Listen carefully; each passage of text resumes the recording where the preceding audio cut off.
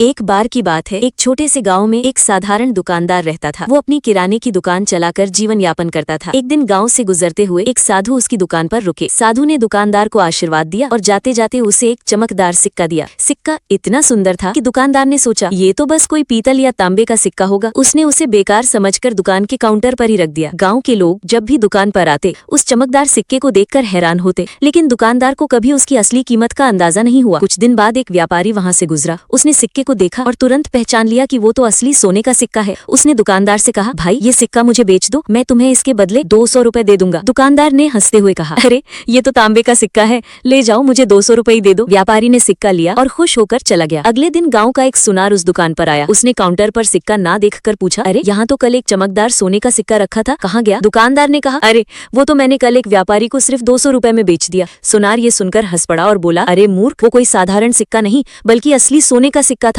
उसकी कीमत हजारों रुपए की थी। तुमसे बड़ा मूर्ख कौन होगा जिसने उसे केवल 200 रुपए में बेच दिया? दुकानदार मुस्कुराया और बोला, देखो भाई, मुझे तो उसकी असली कीमत पता नहीं थी, इसलिए मैंने उसे बेच दिया। लेकिन तुम्हें तो पता था कि वो सोने का सिक्का है, फिर भी तुमने पहले दिन ही उसे खरीदा क्यों नहीं? असली मूर्ख तो तुम निकले। सुनार चुप हो गया और दुकानदार हंसते हुए अपने काम में लग गया। इस कहानी से सीख मिलती है, जिसे ज्ञान नहीं होता वो गलती कर सकता है, लेकिन जिसे ज्ञान होते हुए भी सही समय पर सही कदम नहीं उठाता वो सबसे बड़ा मूर्ख